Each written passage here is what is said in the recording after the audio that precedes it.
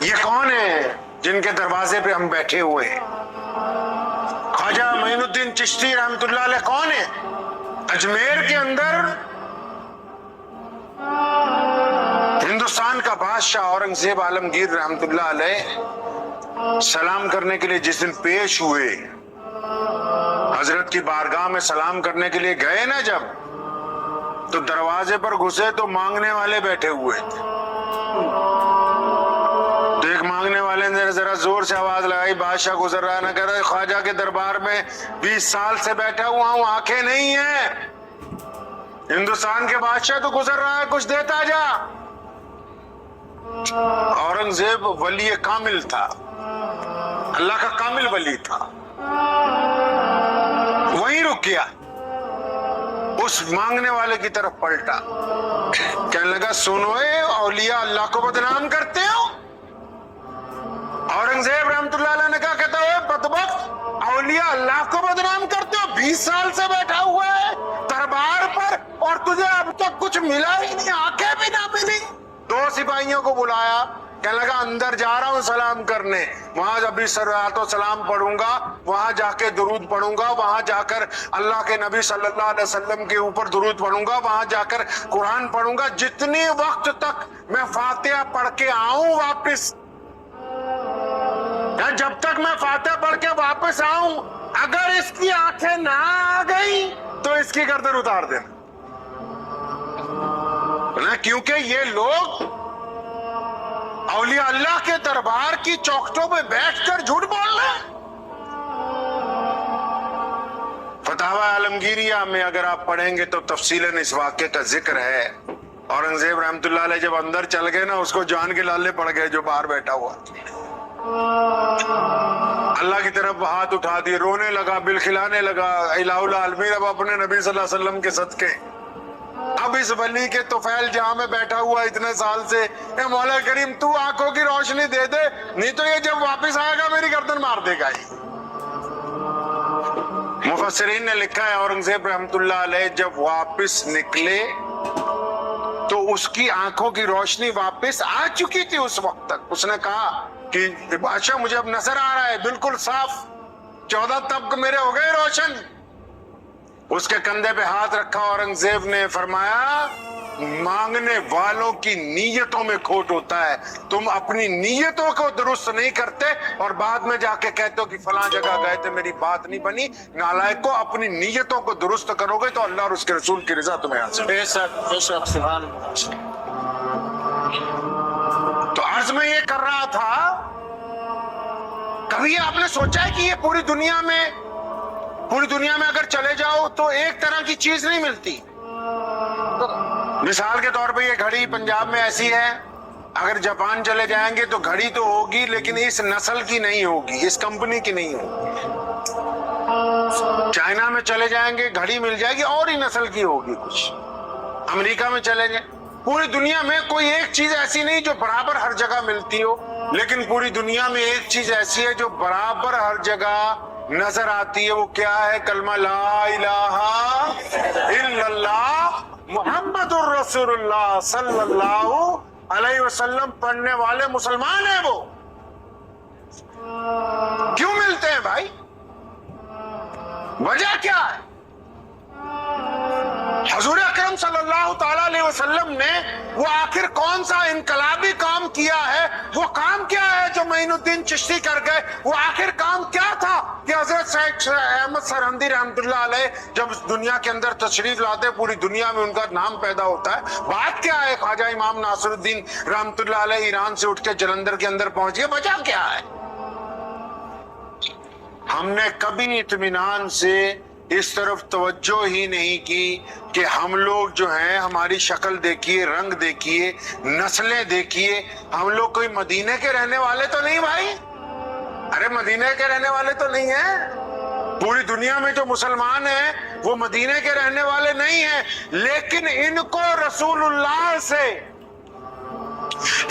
रसूलुल्लाह से इस हद तक प्यार है कि मदीने वाले के नाम पर अगर इनसे दौलत मांगे, जान मांगे, माल मांगे, हत्ता की कुर्बानी मांगे, तो ये रसूलुल्लाह के नाम पर 1 मिनट में अता करने के लिए तैयार है।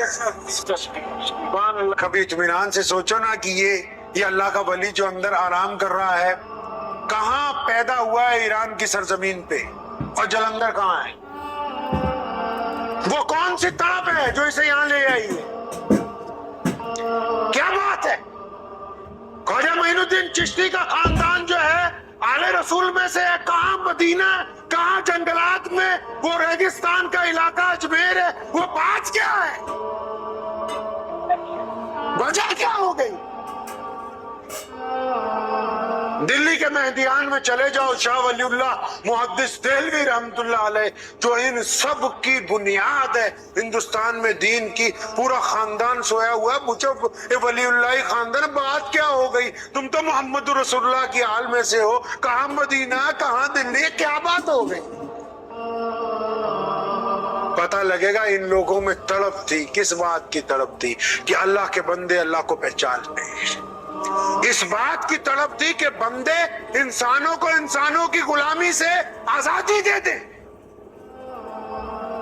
मुसलमान हम उसको समझते हैं कि जिसके किरदार से किसी को तकलीफ ना हो, जिसकी गैर मुस्लिम गवाही देते हो कि अब्दुर्रहमान है, इसको जितनी मर्जी दौलत दे दो, ये ईमानदारी से घर तक पहुंचा देगा। ये मोहम्मद शफी है, इसकी आंखों में शर्म है, ये कभी मेरी आंख से आंख मिला के मुझे बहन कहता है, माँ कहता है, लेकिन मेरी आंख से आंख मिला के गुफ्तगू नहीं करता। उनको एहसास हो कि इसके सरापे में मोहम्मद रसूलुल्लाह की सीरत नजर आ रही है। आप क्या समझते हैं जो शीशा आप देखते हैं रोज, उसमें आप नजर आते हैं? बरेलवी देवबंदी नजर आते हैं? अंसारी कुरैशी पठान नजर आते हैं? नहीं, ये आप समझते हैं कि वो नजर आते हैं। दुनिया जो है, न्यूजीलैंड की मस्जिद में जिस बंदे ने पिछले जुमे को गोली चलाई, 49 लोगों को शहीद किया, उसने जब लोगों को शहीद करने लगा, अंदर घुसा बंदूक लेके, गोली जब उसने चलाई, उसने सलाम करके ये पूछा ही नहीं इनसे कि तुम ऐसे नमाज पढ़ने वाले हो कि ऐसे नमाज पढ़ने वाले, पूछा ही नहीं उसने कि तुम खड़े होकर सलातो सलाम करते हो कि बैठ के करते हो। वो पूछा ही नहीं उसने कि तुम सुन्नी हो कि शिया हो, कि खान साहब हो, अंसारी हो, पठान हो, कौन हो। उसने नहीं पूछा। दुनिया की निगाह में आप जो मर्जी बनते रहे, आप इस आईने में अपनी शुबा को शक्ल देखिए और आप याद रखिए मेरे इन अल्फाज को, इस तख्ती पे दिल पे लिख के ले जाइए। आपको लोग बहैसियत मुहम्मदुर रसूलुल्लाह के उम्मती, बहैसियत मुसलमान जानते हैं, इसके अलावा किसी हैसियत से नहीं जानते।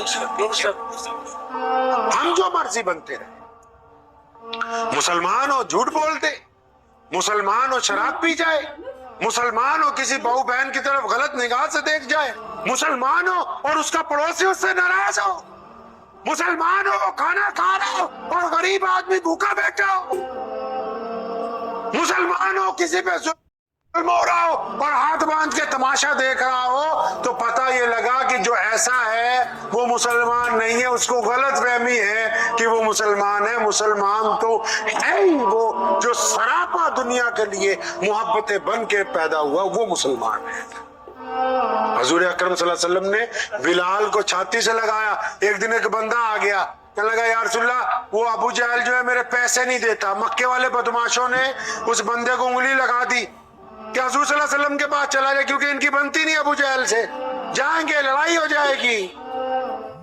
एक बंदा आ गया, कहने या रसूलल्लाह अबू जहल मेरे पैसे नहीं देता, मजदूरी की है। फरमाया अच्छा। फौरन उसका हाथ पकड़ा, सीधा अबू जहल के दरवाजे पे, दरवाजा खटखटाया, अबू जहल निकला अंदर से, फरमाया इसके पैसे क्यों नहीं देता है? तो मक्के के सारे सरदार पीछे खड़े थे और सोच रहे थे कि अब तमाशा होगा, अब लड़ाई होगी। अबू जहल अंदर गया, डंडा लेके आएगा। अबू जहल भागा भागा अंदर गया, पैसों की थैली लाया, कांपते हुए हाथों से आके उस बंदे को पकड़ा दी और फरमाया खबरदार, आइंदा किसी की मजदूरी नहीं मारना है। جب حضور صلی اللہ علیہ وسلم چلے گئے مکے کے سارے سردار ابو جہل کے پاس آ گئے، اور تو بڑی ڈینگیں مارا کرتا تھا کہ میں محمد رسول اللہ کے خلاف یہ کر دوں گا وہ کر دوں گا. کہنے لگا جب رسول اللہ نے کہا نا پیسے دے دے، تو رسول اللہ کے اوپر نا ایک اژدہا کھڑا تھا، جو مجھے نظر آ رہا تھا ان کو نہیں نظر آ رہا، کیا بات ہے؟ اور منہ کھولا ہوا تھا. مجھے یقین تھا کہ اگر میں نے بے ادبی کر دی تو یہ مجھے زندہ ہی نکل جائے گا ساتھ ہی. وقت بھی ہو گیا ہے، چلتے چلتے آپ کو آخری بات یہ سناتا چلوں میں.